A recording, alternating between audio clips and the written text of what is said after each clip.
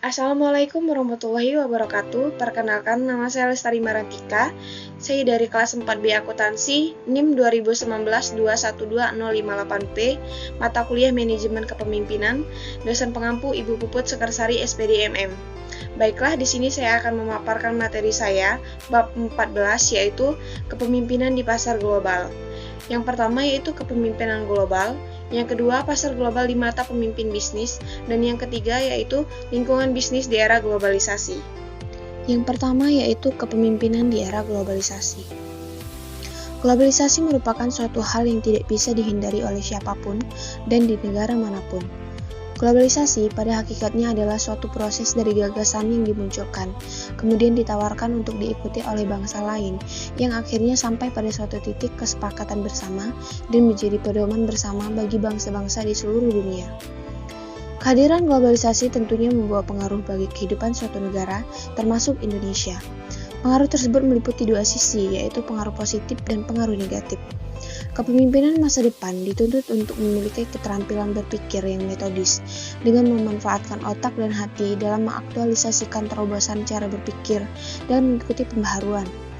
Oleh karena itu, sebagai daya dorong untuk meningkatkan keterampilan kepemimpinan, haruslah memiliki wawasan dan imajinasi yang harus ditumbuh kembangkan ke dalam pola pikir agar ia mampu melihat persoalan-persoalan masa depan dan bagaimana kita memecahkannya dengan melaksanakan pembaharuan. Era globalisasi saat ini dapat mendatangkan manfaat serta mudarat.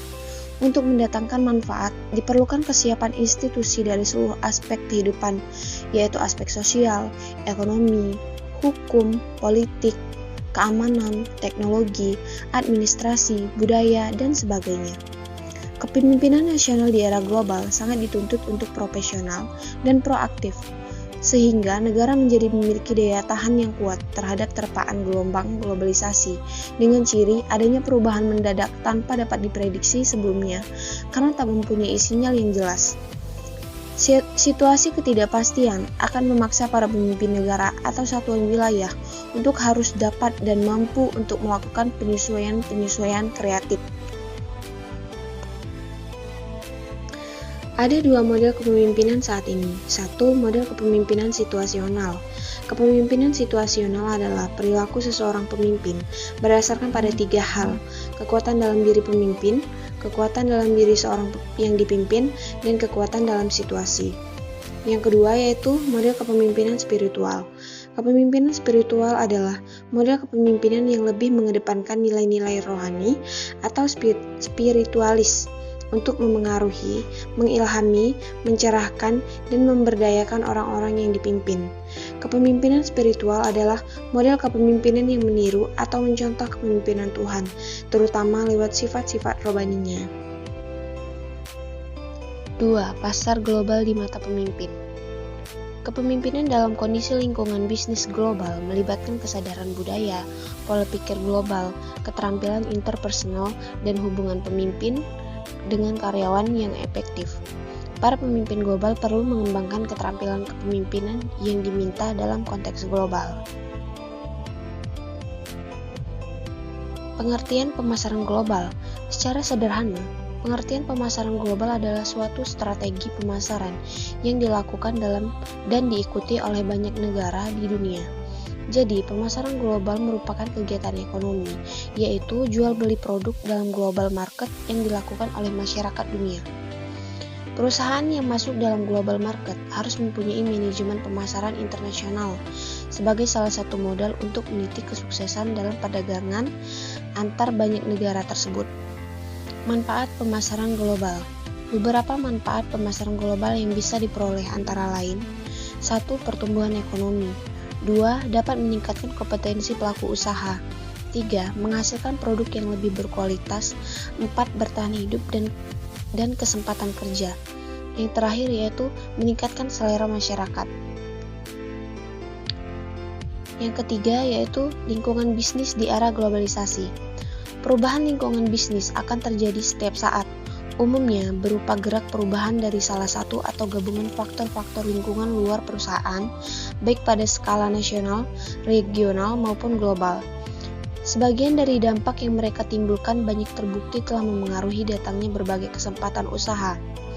Banyak perusahaan memiliki sistem organisasi yang baik yang didukung oleh visi, misi, serta bisnis plan yang sudah matang tetapi tidak menjamin perusahaan menjadi sukses untuk mendapatkan laba.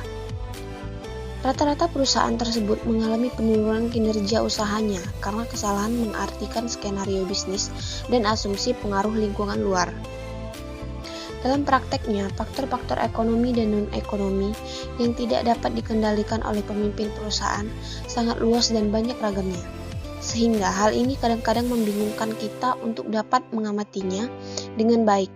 Sehingga para pebisnis dan dunia usaha berlomba-lomba mencari strategi baru agar dapat bertahan dalam persaingan. Namun, pemimpin harus bijak dalam mengambil suatu keputusan dan harus melakukan kajian terlebih dahulu apakah keputusan yang akan diambil dapat menguntungkan perusahaan atau merugikan untuk kedepannya. Untuk menghadapi perubahan ekonomi global, saat ini tergantung cara pandang atas globalisasi sebagai tantangan yang dapat menjadi perubahan. Memasuki tren globalisasi harus dimaknai sebagai bentuk kebahagiaan karena saat ini kita telah memasuki era globalisasi yang dimana teknologi informasi dikendalikan oleh sebuah chip yang ada dalam ponsel untuk menerima segala informasi yang ada di seluruh dunia. Ada 5 langkah yang harus dilakukan dalam menghadapi perubahan bisnis, yaitu meningkatkan kualitas sumber daya manusia, responsif, upgrade teknologi, meningkatkan akses informasi, evaluasi pencapaian target. Kesimpulannya adalah, lingkungan ekonomi harus menyesuaikan apa yang sedang terjadi dalam dunia bisnis sehingga jika ingin menjalani suatu bisnis atau sedang menjalaninya, bisa bertahan saat menghadapi perubahan dan masalah yang terjadi dalam dunia bisnis.